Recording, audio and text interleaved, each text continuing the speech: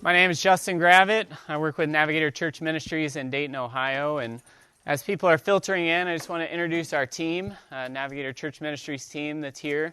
If you were here with us for the last session, you know Roy and Margaret Fitzwater, who are the leaders of Navigator Church Ministries. So Roy and Margaret, Roy's here, Margaret's back in the back. Our next presenter after me, so tomorrow morning, is Callie Parkinson. Callie's with the Reveal team and helping us out. She's going to be talking about how to assess a disciple-making culture tomorrow. And then Cedric Brown out of Baltimore. Cedric, can you wave? There he is. He's a regional leader out there, and he's going to be presenting on the Silver Bullet of Spiritual Growth tomorrow afternoon. And then Bill Mowry is in Columbus, Ohio. Bill? Bill's going to be communicating about the ways of the alongside-er. That'll be our last track session. So we're glad that you're here. I want to introduce myself a little more fully. My favorite people in the world are the people right there, my family. So they're the ones that sent me off. Yesterday I actually traveled down. So we have 3 daughters and 1 son. My background, I've been doing work with pastors and churches for just about the past 3.5 years. I've been with the Navigators vocationally for the past 17 years. And our last stop prior to this stop in Dayton was Thailand. And so if you know much about Thailand, Thailand's a matriarchal society. So when we were there, we had 3 daughters. Okay, come back to the States, patriarchal society, and we finally get our son. So we are happy that all of them are healthy, and they're really excited for me to be here, but they're really excited for me to get back, too. One of the first things I did in Thailand was embarrass myself. So I went around saying, "Hi, my urinate is Justin." And I couldn't quite figure out why I was getting the response I was getting. It was kind of like, but the tonal language thing kind of caught up to me on that one. But we're going to be talking about culture and kind of following up on what Roy and Margaret started from the last session of the importance of culture. I don't think we can overstate how important culture is. Now, my first experience outside of our culture was actually to Thailand, where I was making a fool of myself. But the other things that I learned really quickly was how different culture is. I remember going to a movie theater for the first time in Thailand, and the previews were showing, and it's just like being at home. And then all of a sudden, everybody stood up. I was like, what's going on? Well, there was a homage to the king. And so it's kind of like the national anthem at a ball game in America. They do that at movie theaters. The other thing I noticed, I went around, and people would pick their nose a lot, and they weren't trying to hide it or anything. So sometimes they'd pick it, and then they'd put their hand out to greet you. And that's just not a taboo thing there. So you just kind of get used to it. But that was my first experience out of the fishbowl of America. And what we're going to be looking at today is, what is American culture and how does it impact us? Because culture is one of those things that we all experience, but most of the time we don't really recognize, do we, what it is or what we're experiencing. And it makes sense. There's a quote by Marshall McLuhan, who's an author. He said this: "Fish did not discover water. In fact, because they are completely immersed in it, they live unaware of its existence. Similarly, when a conduct is normalized by a dominant cultural environment, it becomes invisible." What I hope that we're going to be able to do is make the invisible visible. And what I believe about you is I believe we have a room full of people who are leaders. Some of you are pastors, some of you are elders, some of you are ministry leaders. And so I believe that if we can make some of this culture that's now invisible more visible, that we can talk together about what those implications are for our churches and for our life-on-life disciple-making relationships. And so to do that, just so you know how this time is going to flow this afternoon, I'm going to be taking us on a trip throughout history, starting around the turn of the 1900s. And then, basically that's me talking, but hopefully it's really interesting. I find it really interesting.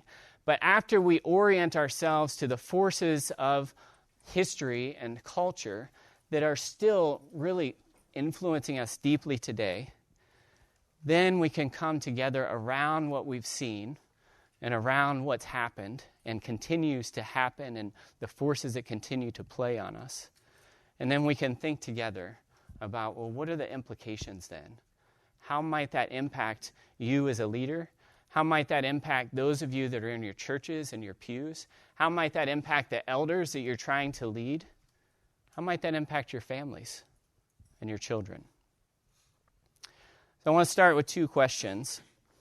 What if the water we swim in was carefully manipulated for the benefit of others, the benefit of a few? What if the cultural waters that we swim in, were carefully manipulated for the benefit of a few? What if the American way was just a marketing scheme? I want you to take a trip with me to the turn of the century, and I want to anchor our story around a man named Charles Kettering. So I'm from Dayton, Ohio. I grew up hearing the name Kettering my whole life. You may have heard it, if you're not from Dayton, you may have heard it from the Sloan Kettering Foundation. What's that? You grew up in Kettering. Awesome. Okay, glad you're here. Okay, so Charles Kettering was born in Ohio, 1876, graduated from the Ohio State University. Had a bad week last week. We won't talk about that. Graduated in 1904. He was 28 years old when he graduated because of some health problems that he had previously. Immediately after graduating, he went to work in Dayton, Ohio at NCR. NCR was one of the most influential companies in all of America at that time. At one point, 20 to 25% of all CEOs had worked at one point at NCR. Now, Charles Kettering was an engineer, an electrical engineer, but he hung out with the salespeople because he said that's who has the pulse of the people. And so every day when he would hang out with the salespeople, he would see this sign on the wall. And this sign said, "We cannot afford to have a single dissatisfied customer." It was on every wall in every sales department at NCR. And this reflected the culture of America. This reflected the priorities of America.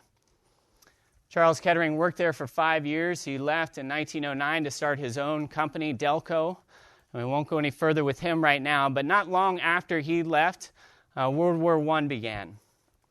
And I want to introduce you to a new person around World War I who was hired by the government to do what Charles Bernays, so the person we're talking about is Edward Bernays, called psychological warfare. Edward Bernays, to orient you to him, he is the nephew of Sigmund Freud. His mother was Sigmund Freud's daughter, and he was deeply influenced by Freud's work. The U.S. government hired him to be a part of the Committee of Public Information. And after 4 years of working with CPI, Edward Bernays had this to say about his work there. "There was one basic lesson I learned on the CPI, that efforts to affect the attitudes of the enemy and people of this country could be applied with equal facility to peacetime pursuits. In other words, what could be done for a nation at war could be done for organizations and people in a nation at peace." By his own explanation, what he was doing during the war was psychological warfare. And what he's saying in this quote is that we can do the same thing at peacetime. Instead of focusing on people that aren't a part of America, we can focus it on our people and influence them in just the same way. A couple years later, he wrote this to describe more of the process of what he was about. "The conscious and intelligent manipulation of the organized habits and opinions of the masses is an important element in democratic society. Those who manipulate this unseen mechanism of society constitute an invisible government, which is the true ruling power of our country." It's hard to overstate exactly what he is proposing and doing in this quotation. With that insight, Bernays and others intended to bring big change to America. And the change in strategy was a move from meeting needs to creating them. At that time, it's difficult to see what was happening because coming out of World War I, America was learning that they could manufacture and produce on amazing scales. And now that they were able to do that with war, they began to do that with other industries. The American way is something that Bernays created. It was a marketing campaign. The American way is a marketing campaign, and from 10 years, from 1919 to 1929, America changed significantly. Consider this, in 1919, just out of World War I, the average American home used gas lights and candles. They had horses for transportation. Just 10 years later, 1929, electricity and cars dominated the landscape. In addition to most American homes had refrigerators, toasters, washing machines, radios, curling irons, and even popcorn poppers were becoming commonplace. 10 years. And perhaps the best way to sum up Bernays' philosophy, this gospel of consumption, is what we have can never be enough. What we have can never, ever be enough. Now, we can't give all the blame or all the credit to Bernays because he didn't do it alone, although he was the undisputed leader of the movement. But there were others who were on board and influencing the nation along these lines, and one of them was a banker named Paul Mazur of the Lehman Brothers. And he described, in 1927, he described it this way. He said, we must shift America from a needs culture to a desires culture. People must be trained to want new things even before the old have been entirely consumed. Man's desires must overshadow his needs.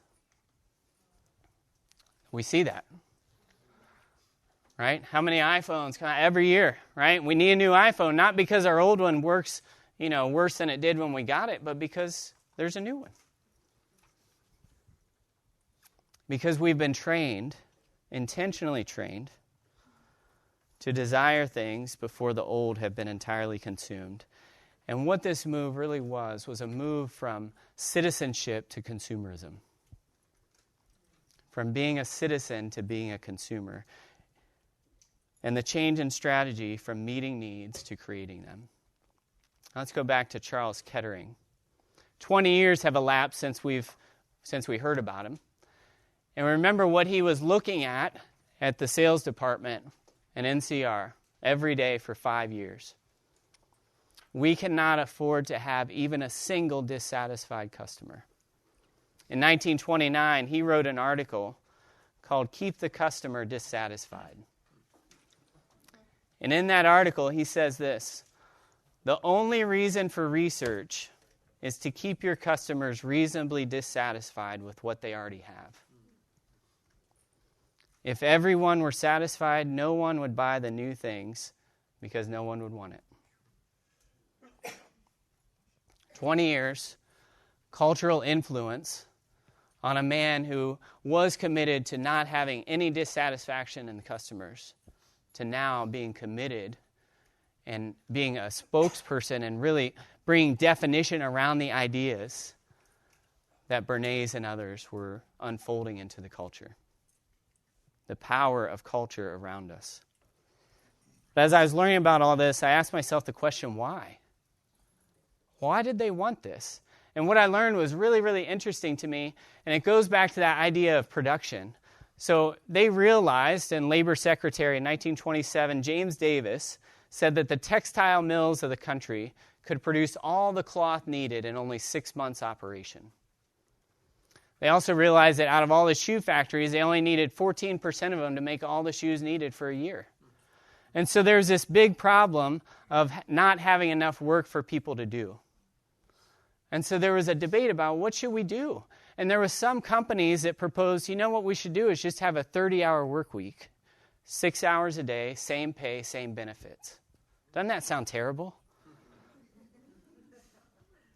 It's terrible, right? We wouldn't want less work. And actually, I forget his first name, Kellogg, the Kellogg company, they actually did that for a period of time. 30-hour work week, same pay, and it was fine. Worked great. But here was the fear that happened. The fear was that if we have too much free time, then we'll become unhappy. and unhappiness breeds radicalism. So this is a quote from John Edgerton, president of National American Manufacturers Association, says it this way: "Nothing breeds radicalism more than unhappiness, unless it's leisure." And so these leaders thought, well, we can't have that, so we got to keep people busy. And if we're going to keep people busy making things we don't need, then we have to figure out how to way to get them to want what they don't need. Culture of consumerism. What happened on October 29, 1929? What happened? Was anybody here at that time? Bill, were you around? Anybody? Bill and I are friends. It's a joke. He's no longer your boss. He's no longer my boss as of a month ago. We can have this joking now. Black Tuesday, right? The crash of the stock market. And so when this happened, so this was right in the midst of all these things I'm telling you about. When this happened, there was a push by a lot of average people. We got to stop this. We got to stop living beyond our means, buying things that we don't really need. And there is a movement throughout our culture towards a return to that. But Hoover and his administration, this quote's after Black Tuesday, say this: "By advertising and other means, we have found a boundless field before us, that there are new wants which will make way endlessly for fewer wants as soon as they are satisfied." And so his solution to the Depression was more of the same. Now, FDR came in with the New Deal and returned a vision of people being citizens rather than consumers. And we don't have time this morning to go into the ideological battle that happened, but what we do know is which side won. To wrap up on Charles Kettering, he invented many things, had 186 patents. The electric starter, anybody has a car, so you don't have to crank it, part of his work. But the reason I grew up hearing about Charles Kettering is because my mom was born and raised in Kettering, Ohio. And so he is a cultural hero. He has 6 schools named after him. And I'm not trying to suggest that he didn't do anything good for our culture, because he clearly did. But the other parts of what he did was he moved us towards an ideology of consumption. Now, with that historical backdrop, I want us to look a little bit more at the details of what are we talking about when we're talking about consumerism and consumers and what are the tenets. And so we're going to go through that. If you look in the middle of your table, there's a handout. And so I'm going to talk with you first, a consumer. What is a consumer? A consumer is someone who has surrendered to other people or institutions the power to provide what is essential for a full and satisfied life. That's on your handout. A consumer is one who has surrendered to other people or institutions the power to provide what is essential for a full and satisfied life. Now, as followers of Christ, we know who we should surrender to have a full and satisfied life. But the culture is bombarding us with messages every day that we don't have what we need. And to get what we need to turn to places other than God. 3 tenets of consumerism. The first one, satisfaction can be purchased. Satisfaction can be purchased. And so again, we don't have what we need, though Scripture tells us that we do. God has given us everything we need for life and godliness. But our culture's telling us we don't. We must become a consumer because satisfaction is available for purchase. If we believe it, and most of us do, either consciously or unconsciously believe that we don't have what we need, and that makes money the predominant value in society, doesn't it? If satisfaction is available for purchase and I want satisfaction, I need to have money so that I can play the game and get satisfaction. First tenet, satisfaction can be purchased. Second tenet of consumerism, purchasing power is found in institutions and systems. Purchasing power is found in institutions and systems. From our birth, we are groomed for a system life. We're born into an institution called a hospital. We're given a number called a Social Security number. And all the way through, we go into schools, right? We're groomed for system life, institutional life. Systems provide consistency and control, as well as safety and scale. I'm not here saying systems are bad, but what I want us to look at is when we think about systems and institutions, how does that interact with consumerism? And what are the good things about systems, and what are the things about systems and institutions that maybe aren't so great? Since the needs of the masses are met by institutions, we must work within them to get the money we need to purchase the satisfaction we're looking for. Since the needs of the masses are met by the institutions, most must work in them to get that money. Because again, money is the ultimate value in a consumeristic society. The system way, whether it's health, psychology, education, horticulture, childcare, etc., is to elementalize, curricularize, and manage. That's the system way. So elementalize, wasn't familiar with that word, means to break it down into simplified components. Make it into a curriculum, and then manage it. That's the system way. The third tenet of consumerism. Life in institutions demands our identity. Life in institutions demands our identity because to institutionalize means that we must depersonalize.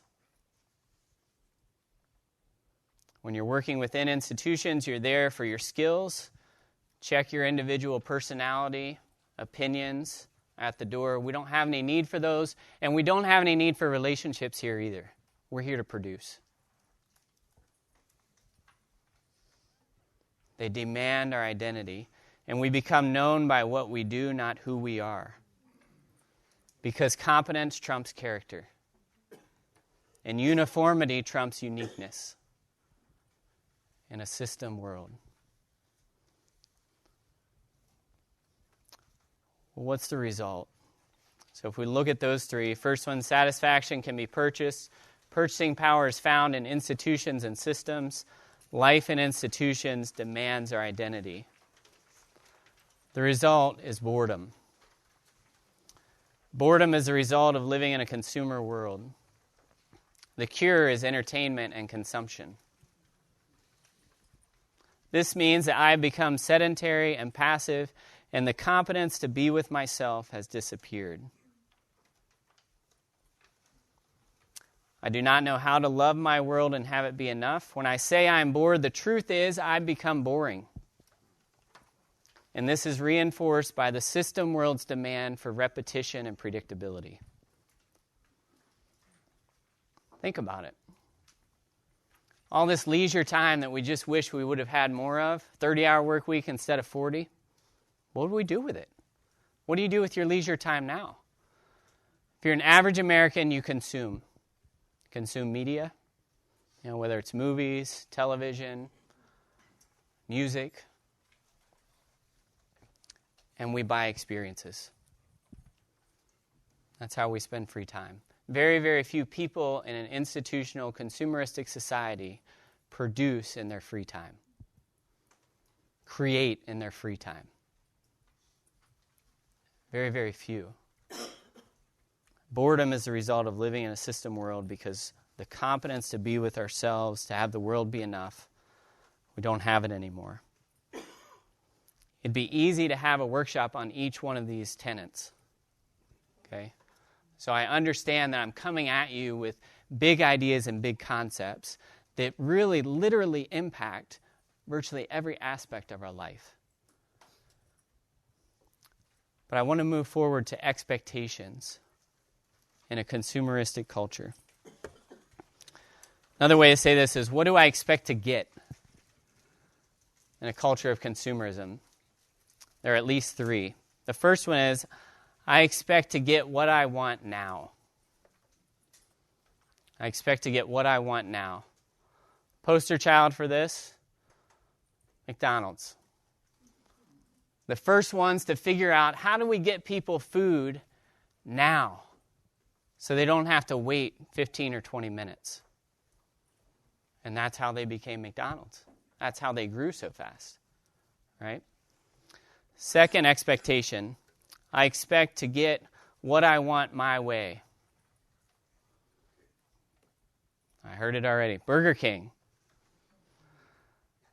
Now, I didn't want to picture Burger King because that's boring. So, this guy, I have an 18-month-old son at home, and he's like this. I know this is not Burger King, but I will have it my way. He doesn't say that in words, but he says it in lots of other ways. But we expect that. I expect to get what I want my way. Third expectation is I expect to get, if I don't want what I thought I wanted, I expect to be able to return what I don't want after all and try again. At no penalty to me, at no cost to me. I expect to be able to return what I don't want after all and try again. And we do it all the time at Walmart and many other places. So 3 expectations. I expect to get what I want now. I expect to get what I want my way. And if after all I really didn't want that, after all I expect to be able to return it and not have any consequence at no cost to me. Life in a consumeristic society. Next thing we're going to do is move forward and we're going to have a large group discussion. But before we do that, are there any clarifying questions? So I'm not asking broadly, do you have any questions anywhere? Clarifying questions about what I've shared. So let's talk together about how you have seen consumerism impact your church's culture and or your church's leadership. We pay the staff to do that. Okay, yes. So we pay the experts, Yes. right? And so we're using our money to get them to do what needs to be done. So there's no need for us to do it. Yep. Excellent. Okay? Yeah. We have started to treat people like things to return it and try again. Yes, good. So we are treating people like things. And, if we're not happy with them, then, we can mix and match, exchange, find somebody else to do the job. Good. Yep. I would say 2 things. Again, with the experts. Good. So the first was that idea of letting the professionals do the work and absconding our responsibility. And the second is trying to get the biggest and the best lighting system, sound system, or whatever to draw people in. Yes. Great. Yep. Clarifying question. Message is believe in yourself. Okay. Yeah. So we don't have, so the question, I'm always repeating, the question is, what does it mean to have confidence to be with yourself in light of the ideas of, fill in that gap? Our cultural message is believe in yourself. Cultural message to believe in yourself. So I would answer that this way. We don't have confidence to be with only ourselves because we are uncomfortable with who we are, we're bored with who we are, and the way it manifests itself is we always have to be doing and engaged by something, right? So we have to, instead of just sitting and waiting, if you're waiting on something, we have to have our phone out, we have to be listening to something, we have to be watching something. How often does anyone in our culture anymore just sit and think? To stop, I'm just going to take some time and just think and just tune in to what's going on up here. And we've lost that. I have a different take on what he said. Sure. Yep. The other thing, I am who I am. Okay. Yeah. So it's the opposite of that too sometimes. Okay. Yep. So it could be the opposite where they just say, well, it's just who I am. Take it or leave it. Yeah. Other questions, or not questions, other insights on how this is impacting the church and church's leadership. Yeah, Chris? I think we've taken it. We just go wherever we want to go. Absolutely. Yeah. So the people that we're trying to minister to are living in this consumeristic society, and they're looking for the best children's program, the best preaching, the best music, and that puts a pressure on the leaders, right? Well, if you're not delivering that, I'll go to the church down the street. That's fine. Excellent. Yeah. Right. Yeah. So religion becomes a product to be consumed rather than a lifestyle. Yeah. One more. I think it impacts our church funding. Okay. Yep. So it impacts our churches financially because we're spending all this money on stuff we just want and don't need, and we're not committed to giving money into the church. Yeah. Okay. We need to move on. I know there's lots more. What we're going to do now is move into small groups at your tables. Okay. So again, I believe that you guys have lots of insights. And before we do that, here are the ones that I came up with. Thanks, Roy. A lot of them you guys have talked about already. Lay people become marginalized in favor of the experts. So sometimes it is, the lay people are saying, well, yeah, it's not my job. But other times, as ministry professionals, we can say, well, you better let us handle this, right? We got the training, and you guys really don't know. Second thing, religious activity and products are elevated over relationships. And so we begin to think, well, if I can just get the next best curriculum, then my church is going to be changed. If I can just become a better preacher, then that's really going to be what changes people and changes our culture. Third, loss of vision for training and developing individuals and for personal ministry. Billy Graham said, the first great Reformation gave the Word of God into the hands of the people. The next great Reformation will put ministry into the hands of the people. And I love that quote, right? Because that is what we're to be about and we're to be doing as we're discipling people. Lastly, lay people feel helplessness inside the church and harassed by life outside the church. So helplessness inside the church because they don't feel equipped to be able to do the ministry that the professionals are doing. Well, why should I do that when we got you guys? Right? I could try, but I could never do as well as you. Harassed by life outside the church because of boredom, because of frustration with life, because of losing their sense of identity and what God, so they hear a message in church about purpose and what God is calling us to, and then they engage with their day-to-day life, which feels so different for them. So those are the ones that I came up with. Shouldn't that last one be reversed? Tell me more. Inside the church? Okay. So he's saying maybe it should be reversed, harassed by people inside the church and helpless outside. I could see it both ways. All right, so around your tables, I want you to interact over these questions. And we're going to have about 7 or 8 minutes to do this, okay? How does consumerism impact life-on-life disciple making? How does it impact developing a culture of disciple making? Okay, so in light of the things that you've heard, the things that we've talked about, what are the things that come into your mind or maybe that you've experienced that you can see the impact of these cultural forces on disciple making in the church? Okay, go. You've been listening to the Disciple Makers podcast. That message was from Navigator Church Ministries track called Crockpot Church Cultures in a Microwave World at the National Disciple Making Forum.